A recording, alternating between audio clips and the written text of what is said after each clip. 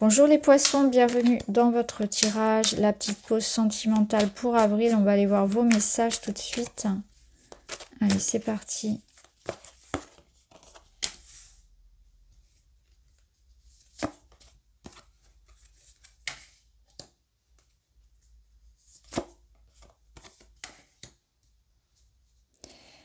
Alors, votre tirage ressemble un petit peu à celui d'un autre signe. Je crois que ce sont les Verseaux ou les Capricornes, je ne sais plus. On a cette énergie de savoir reconnaître ses torts, de savoir se remettre en question. Une énergie qui tend vers du changement dans la relation pour pouvoir aller peut-être vers une amélioration, une réconciliation. Le mois d'avril vous offre la possibilité de voir revenir par exemple des personnes pour se réconcilier. Ça peut être aussi à vous-même d'admettre vos torts et d'aller peut-être faire un effort vis-à-vis de quelqu'un. Vous voyez, on a vraiment l'idée qu'il y a eu des combats d'ego, il peut y avoir eu des crises, des disputes, et puis chacun y met du sien pour arranger en fait les choses. On se met d'accord, on fait des compromis. Je ressens vraiment ça. Donc, soit ça peut être vous, soit ça peut être l'autre, mais on sent quelqu'un qui s'en veut et qui voudrait vraiment faire en sorte d'améliorer les choses. Et même de redonner un nouvel élan, peut-être si c'est amoureux, de redonner un nouvel élan, de repartir sur un nouveau projet. C'est quelqu'un qui a réfléchi, qui a des regrets. Et derrière tout ça, il y a quand même une base très sincère de sentiments. Donc là, je pense que vous allez vraiment avoir des messages, avoir des informations ce mois-ci qui vont permettre justement de laisser arriver une nouvelle page, de redonner peut-être une seconde chance ou de repartir sur quelque chose en commun, sur une ligne commune, beaucoup plus apaisée. Au dos, on a l'ignorance, se voiler la face, refus d'affronter la réalité.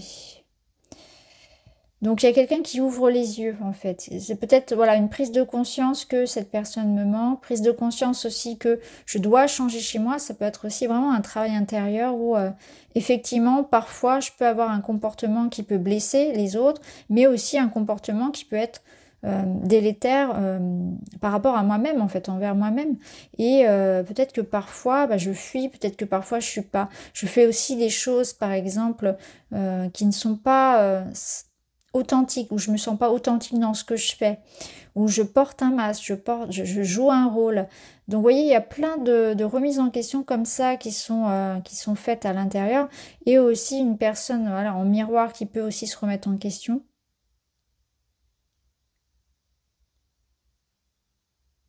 Pour d'autres également, on a l'idée de quelque chose que vous souhaitez, mais vous avez peur de vous lancer. C'est comme si on avait une résistance ici à dire ou à faire, à révéler quelque chose. On a peur de se tromper. Ouais.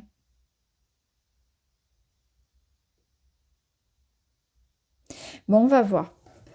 On va voir ce que nous dit le tarot.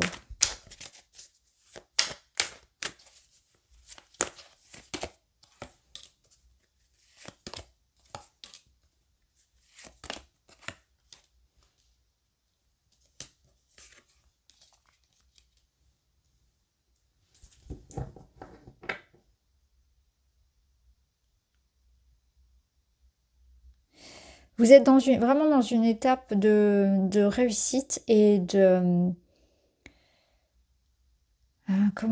réconciliation pour vous. Alors, clairement, on a des personnes ici qui travaillent à améliorer leur santé, qui travaillent à concrètement en fait redonner une direction à leur vie. Et c'est ce que vous êtes en train de, vraiment cette naissance-là, ce nouveau départ, c'est ce que vous êtes en train de mettre en place. Et c'est important pour vous de vous dire que ce que vous faites, ce sera validé en fait.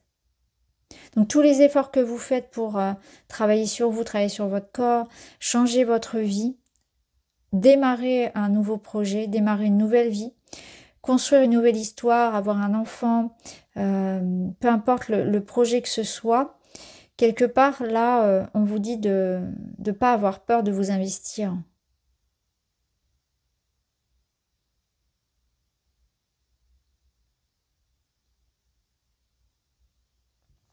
Au dos, on a le 2 de denier. Il y a une instabilité. Il faut être constant dans ce que l'on souhaite. Il faut être investi, impliqué. Ça portera ses fruits. Mais ça demande quelque part une persistance, une régularité. Donc il peut y avoir une relation avec des hauts et des bas, une relation instable quelque part dans ses débuts, mais pas forcément dans ses débuts, ou dans ce qu'elle essaie de reconstruire. Et c'est important, voilà, d'être attentif qu'on peut reprendre les bases. Il n'est jamais trop tard en fait pour changer, pour se remettre en question. Ça demande de l'implication, ça demande des petites attentions, ça demande d'être dans les détails. Mais là, on sent que vous avez franchi une étape et je pense que là, ce qui vient pour vous derrière, avec cette naissance, c'est quelque chose de beaucoup plus stable. Dans votre relationnel, dans votre vie concrète, vous allez le ressentir, ça va être aussi un ressenti en fait. Alors, on va voir un petit message pour vous. Des communications. Oui, il va y avoir des messages que vous allez recevoir, mais ça peut être aussi à vous-même de vous exprimer, de dire ce que vous ressentez, d'entrer en contact, de reprendre contact avec quelqu'un, de faire des démarches. Tout ce que vous allez exprimer, finalement, bah, ça va vous aider à avancer. Ça peut être une libération aussi.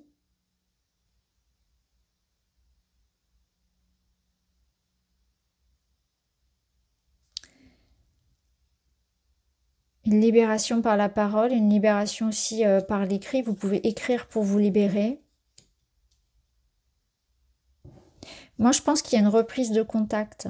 Ou bien il y a un courrier, un message qui va vous apporter une grande satisfaction. Peu importe finalement ce que vous attendez, que ce soit vraiment en amour ou dans un projet, parce que ça va mettre fin à une situation où on ne savait pas trop sur quel pied danser finalement. C'est un petit peu ça, quoi, la représentation.